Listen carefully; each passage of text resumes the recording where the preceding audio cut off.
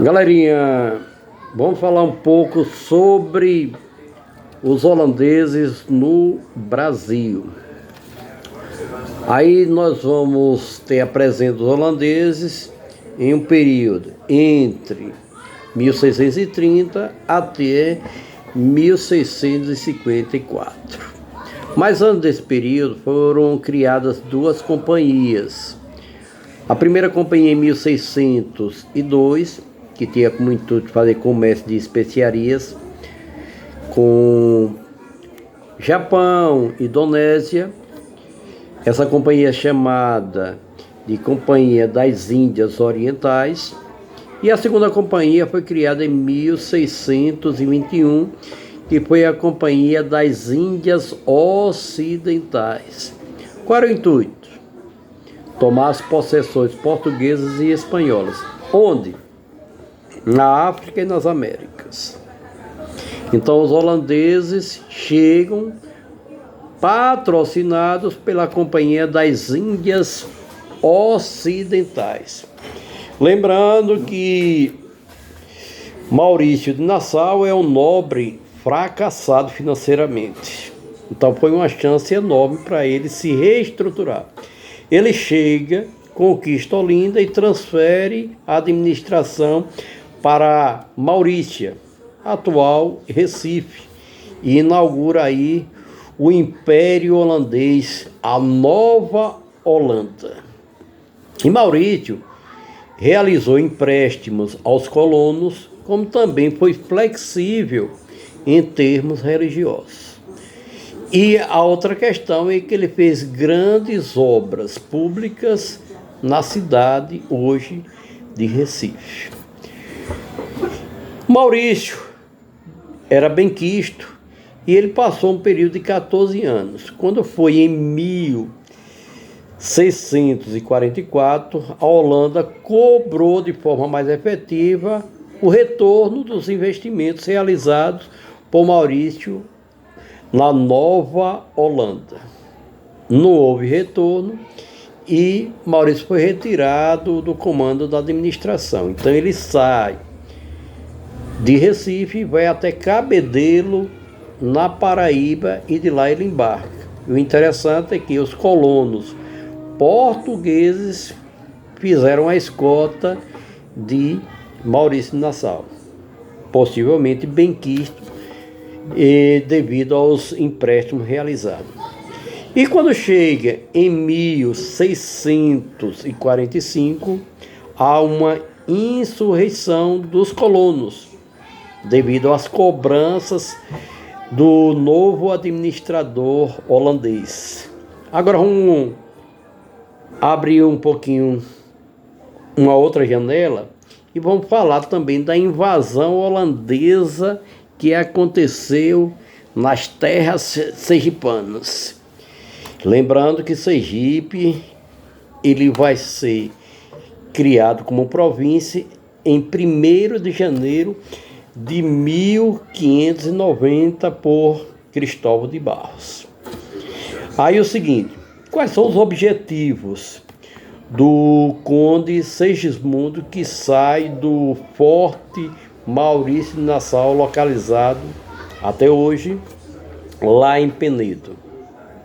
Primeiro motivo, garantir alimentos, farinha, carne, também montarias, cavalos, controle das jazidas de salitre e criar um cinturão de proteção. Contra quem? Os espanhóis e também os portugueses que vinham da Bahia.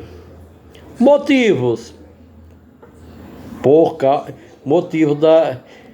da realização dessa invasão: recolher os rebanhos sergipanos. Depois da criação da província, Sergipe tradicionalmente ficou como fornecedor de carne tanto para Pernambuco como também para a Bahia. Outro motivo: fortificar o território, controlar a cidade de São Cristóvão, atacar Salvador. Era todo um preparo. Mas Quando Segismundo chega a Sergipe, o que foi que o conde Bagnolo realizou?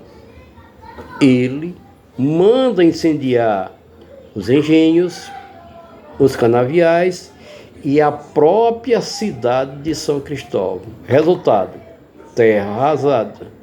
Então não tem alimento para as tropas holandesas, como não tem guarita também para essas tropas.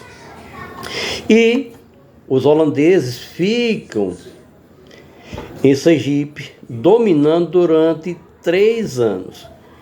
Em 1640, os portugueses tomam as possessões sergipanas.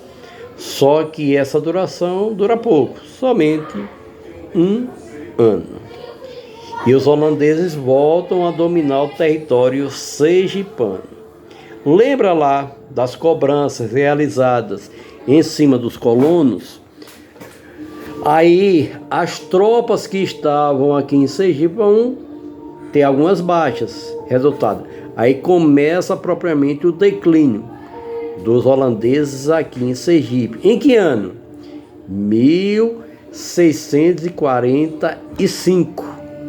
E a última batalha feita aqui em Sergipe, 1646, a Batalha do Urubu, que hoje é a cidade de Ipropiá.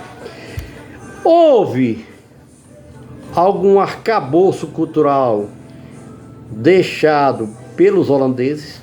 Sim, sobrenomes: Hollenberg, Bittencourt, Mainá, Vanderlei, galegos de Porto da Folha, que hoje a gente também conhece como buraqueiro, fabricação de requeijão e também brasão de armas.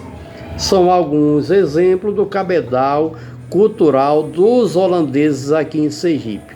Aí, lembrando, a cobrança lá das dívidas que os colonos tinham com a Holanda foi o estopim para que, de fato, durante 9 anos houvesse uma aversão aos holandeses. Então os holandeses começam a sentir baixa e em 1654 eles são expulsos do território brasileiro. Valeu, galera, um abraço a todos, fique com Deus e sucesso para todos.